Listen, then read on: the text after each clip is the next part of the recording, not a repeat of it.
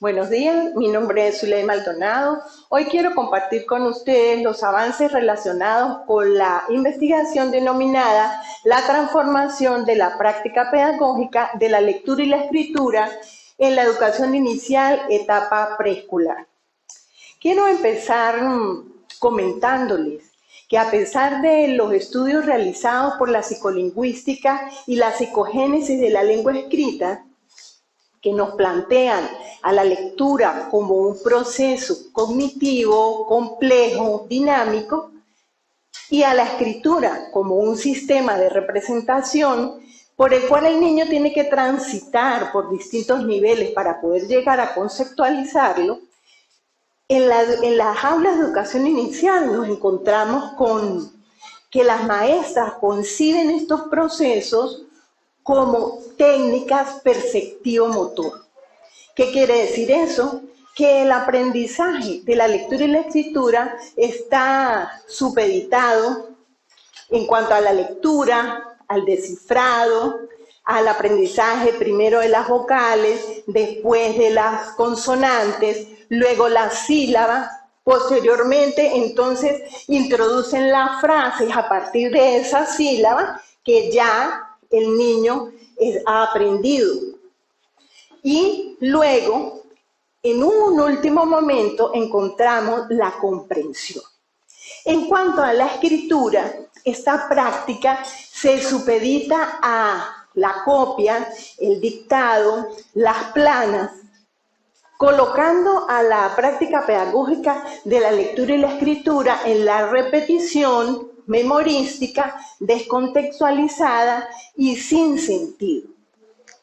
Esto quiere decir que se niega la verdadera naturaleza de los procesos de lectura y escritura, tales como procesos cognitivos que en realidad son.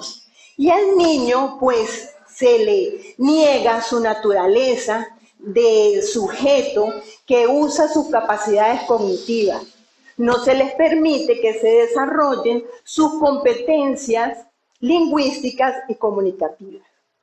En este sentido, Ferreiro 2002 comenta que esta visión tradicional de la alfabetización inicial o de la práctica de la lectura y la escritura pone al niño en un lugar en que reduce sus capacidades. ¿Qué quiere decir esto? Quiere decir, como ella lo plantea, que las docentes reducen al niño a unos ojos que ven el pizarrón, el cuaderno, la cartilla, a unos oídos que escuchan solo lo que dice la maestra, a un aparato fonatorio que emite sonidos y a una mano que aprieta torpemente el lápiz. Por tanto, ignoran que ese niño va más allá de esos ojos, de ese aparato fonatorio, de esa mano, de esos oídos. Porque detrás de eso hay un sujeto activo que piensa, que compara, que confronta, que hace anticipaciones, que predice.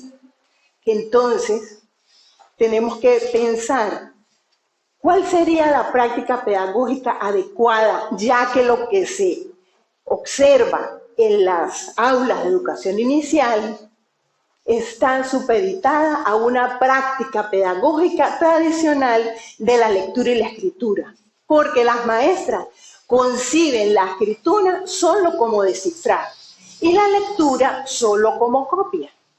Por tanto, ubicamos esta práctica pedagógica como tradicional de la lectura y la escritura, como ya lo había referido.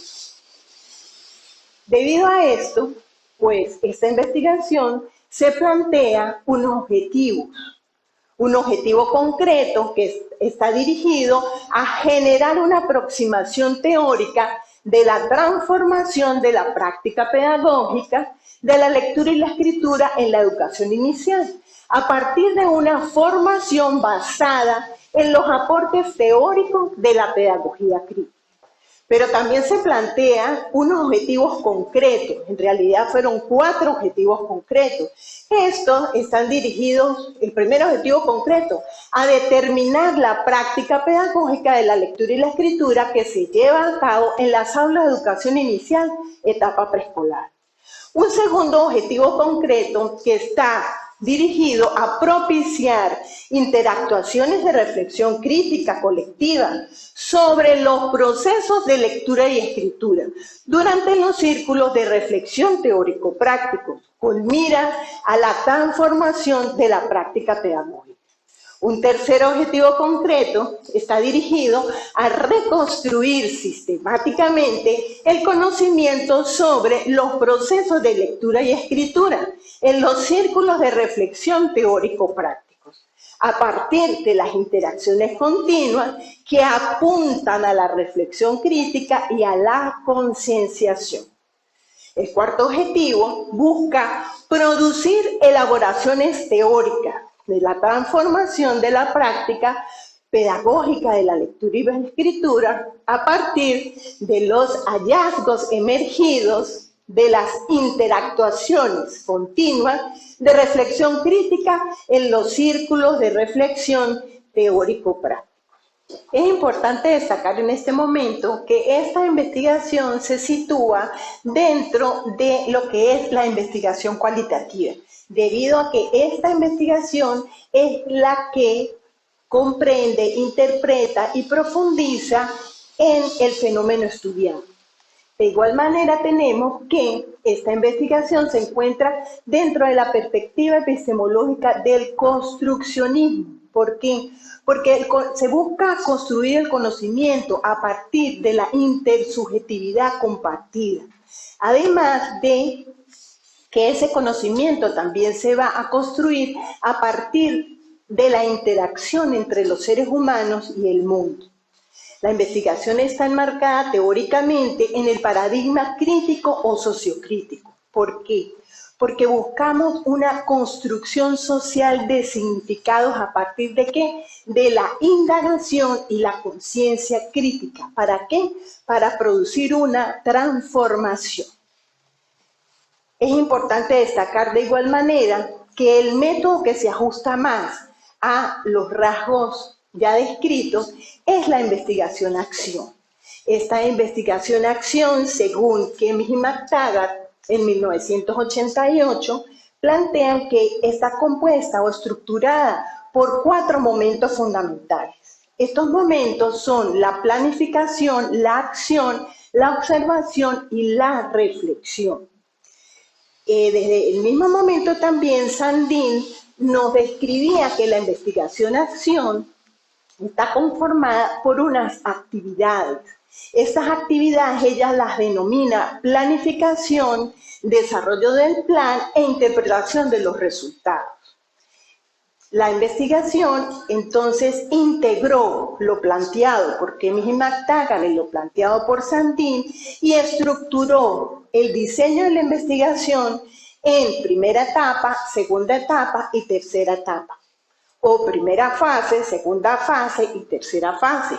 Esta primera fase es donde se va a estructurar el diagnóstico. Allí se va a determinar la situación discrepante y se va a diseñar el plan de acción. En la segunda fase tenemos que es cuando se aplica el plan de acción. Entonces, cuando se aplica el plan de acción, la investigadora recolecta la información, organiza la información, analiza la información, categoriza, para luego en la tercera fase llegar a la síntesis explicativa y a la aproximación teórica de la transformación de la práctica pedagógica de la lectura y la escritura. Pero ¿cómo se va a lograr esto? ¿En dónde? ¿Cuándo? ¿Con quién? ¿En dónde? En unos espacios de formación denominados en esta investigación círculos de reflexión teórico-práctica. Allí las docentes van a leer, interactuar, reflexionar, confrontar teoría y práctica Y luego van a ir a sus aulas a aplicar lo confrontado en los círculos, lo leído en los círculos, lo reflexionado en los círculos, aplicarlo en las aulas. Luego, entonces, vuelven otra vez con esa experiencia a los círculos siguientes, y allí es cuando se da continuamente el ciclo recursivo de planificación, acción, observación y reflexión. Terminan un círculo, interactúan, reflexionan, leen, van al aula, ponen en práctica, observan, confrontan teoría y práctica, regresan al círculo y así sucesivamente mientras se desarrolla la investigación. Al final, pues lo que se busca es que a través de este círculo continuo de planificación, acción, observación y reflexión se llegue a una construcción progresiva del conocimiento a través de la reflexión crítica. ¿Por qué? Porque en la medida que el ciclo recursivo va avanzando, las docentes entran en una reflexión, en una autorreflexión, en una concienciación. ¿Con quién se va a realizar? Con 7 docentes de el municipio Andrés Bello, estado Táchira, Venezuela. ¿Cómo se va a recoger la información? A través de grupos focales y registros narrativos. Esos círculos de reflexión teórico-prácticos se van a grabar, se van a transcribir, después se va a leer, a releer, para empezar a identificar los elementos teóricos que me van a ir dando el insumo para poder llegar a la aproximación teórica. Siguiendo el diseño que ya les he mostrado, pues entramos a la primera fase. Esta primera fase está vinculada con el primer objetivo concreto. Este primer objetivo concreto, recordemos que tiene que ver con determinar la práctica pedagógica de la lectura y la escritura que se lleva a cabo en las aulas de educación inicial, etapa preescolar. Entonces, esta primera fase está vinculada con el primer objetivo concreto. Y esta primera fase consta de diagnóstico, definición de la situación discrepante y diseño del plan de acción. Después de realizar todo el proceso de análisis de ese protocolo, después de revisar esas grabaciones minuciosamente, emergieron 3 unidades temáticas: práctica pedagógica, formación permanente del docente y lectura y escritura. Al haber identificado, codificado estas unidades temáticas, surgen las categorías, las subcategorías emergen.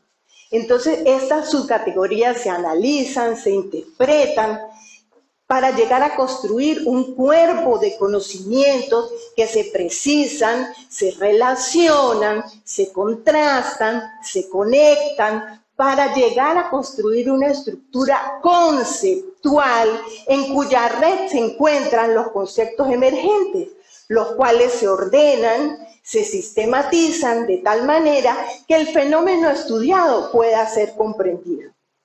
Entonces, la unidad temática, práctica pedagógica, de esa unidad temática emergen las subcategorías: concepción del niño como objeto, concepción bancaria de la enseñanza, proceso prescriptivo de planificación, acción discursiva unidireccional y actividades en el aula.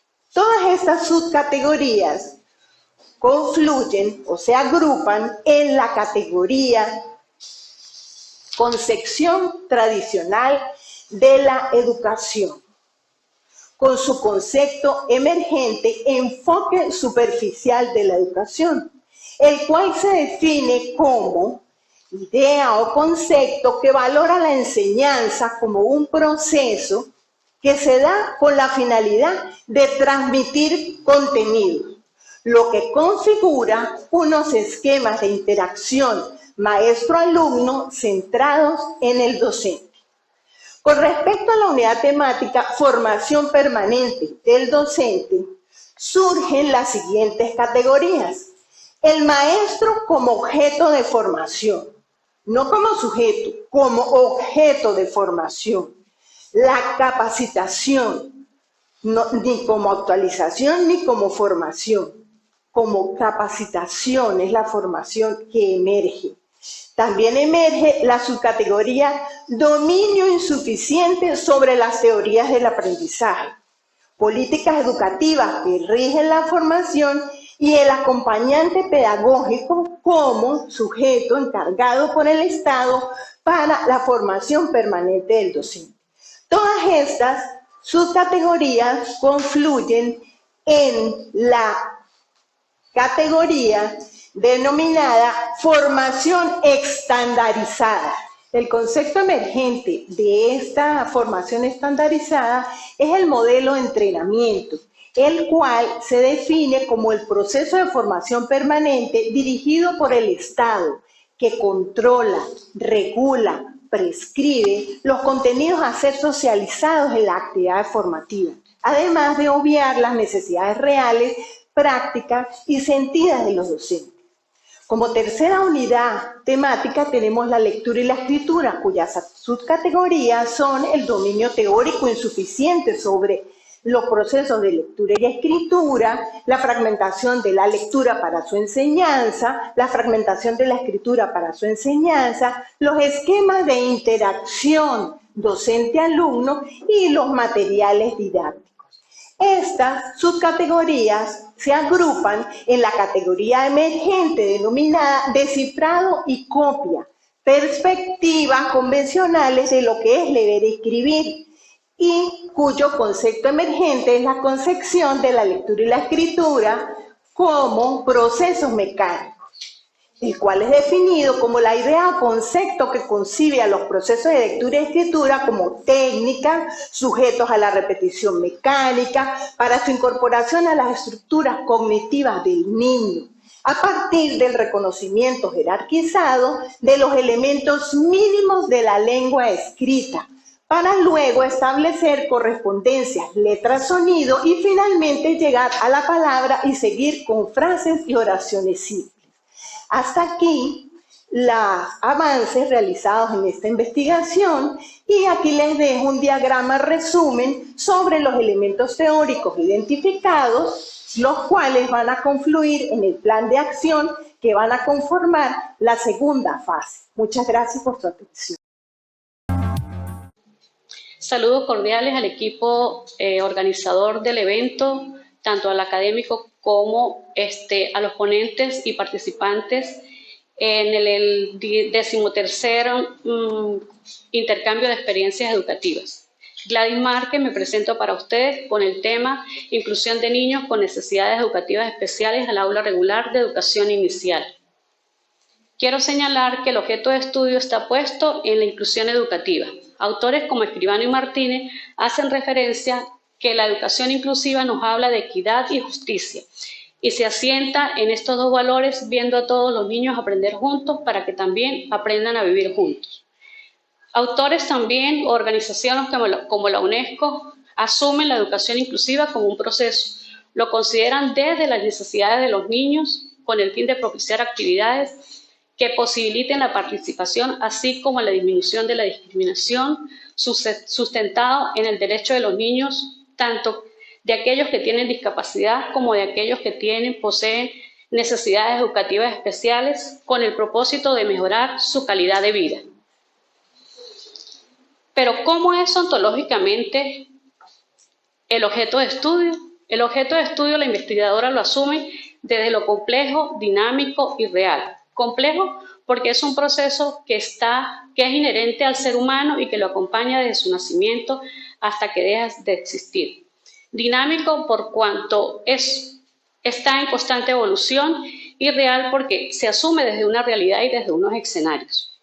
Sin embargo, existen ciertas limitaciones que han afectado ese proceso de inclusión, específicamente en el área que a mí me corresponde, que es educación inicial. Estas limitaciones están centradas ante la falta de formación profesional de los docentes de educación inicial para llevar a cabo ese proceso inclusivo. Asimismo, la desinformación sobre el proceso de inclusión. Se carece del apoyo de los especialistas de educación especial en las aulas de educación inicial. Asimismo, hay un carente interés del Estado en realizar las adaptaciones curriculares en las aulas de clase. Sin embargo, asimismo, el Ministerio del Poder Popular para la Educación asume desde su escenario que se adolece de un sistema de supervisión educativa que garantice la ejecución de políticas de atención. Existe una carencia de profesionales en otras disciplinas y está la necesidad de una política de información y talento humano. Se formulan 5 objetivos de la investigación. El primero de ellos es el integrador, que consiste en crear una aproximación teórica acerca de la inclusión de niños con necesidades educativas al aula regular de educación inicial. 4 objetivos completos que hacen referencia a indagar acerca de las percepciones que tienen los docentes de educación inicial sobre el proceso de inclusión. Describir desde la experiencia no solo de los docentes, también de los padres y representantes y directivos, ese proceso de inclusión que han llevado a cabo durante su ejercicio. Igualmente, determinar en los actores clave la información que poseen en cuanto a la implementación de políticas públicas y esa información que se ha dado en relación con la inclusión educativa, para finalmente elaborar el sustrato conceptual de ese proceso de inclusión. Desde el sustento epistemológico, la investigación asume el paradigma interpretativo a través de un enfoque cualitativo con un diseño de campo, desde el método de estudio de casos, dada la situación específicamente en un centro de educación inicial que se ha tomado para desarrollar este proyecto investigativo. Explico el procesamiento de la información, el cual lo he tomado a través del desarrollo de la teoría fundamentada propuesta por Strauss y Corbin a través del análisis de comparación constante. 4 aspectos fundamentales o etapas plantean estos autores.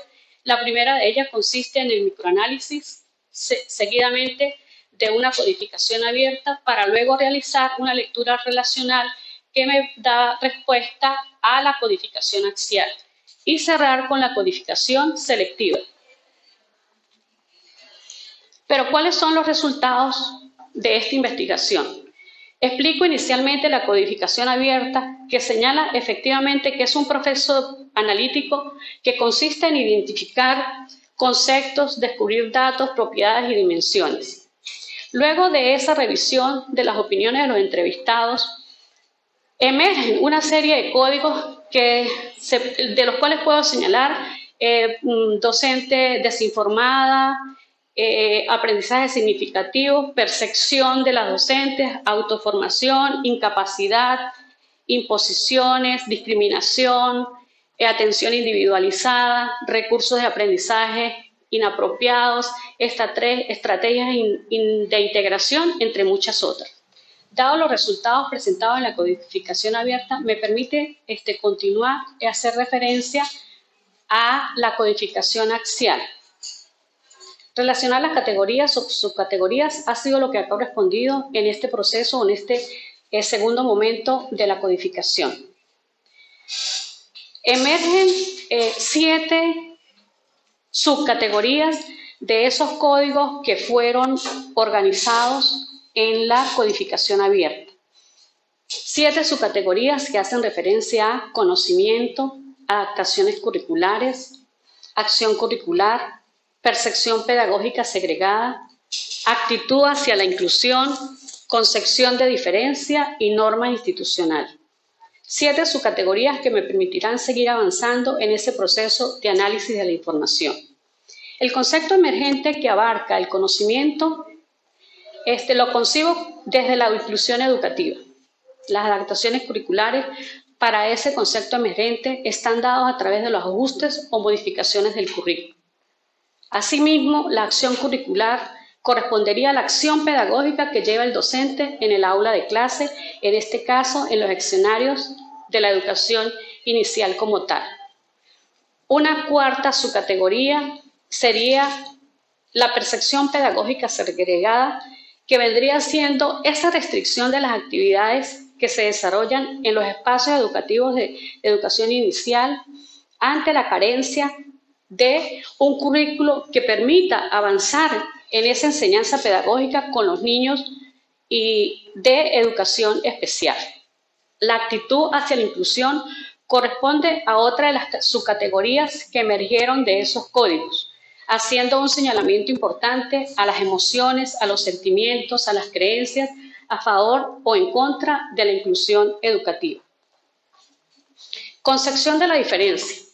Es también una de las subcategorías cuyo enfoque está centrado en la igualdad de todos los niños.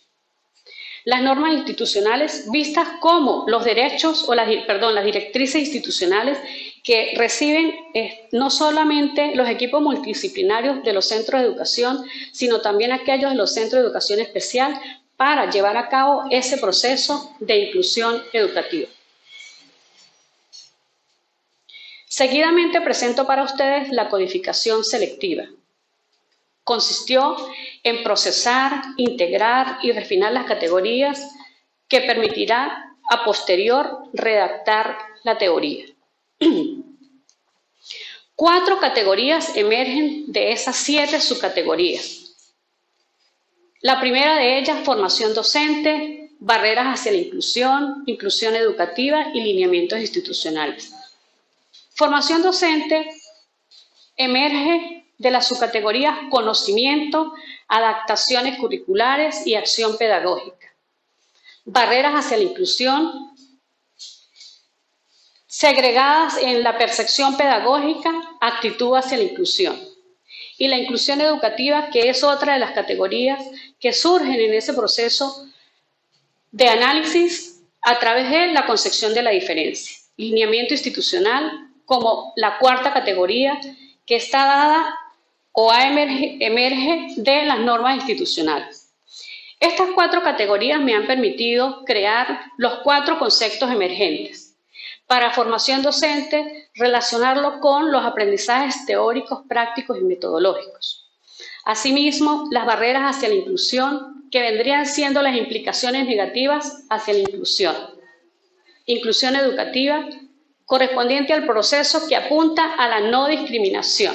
Es importante señalar que la categoría lineamientos institucionales forma parte de esa pauta legal que tanto en los centros de educación inicial se llevan a cabo como en los centros de educación especial para asumir el proceso de inclusión educativa. Quiero cerrar mi presentación con esta frase que considero es apta para mi proyecto de investigación. Todos somos únicos e irrepetibles. Eso es lo que nos hace maravillosos. Gracias.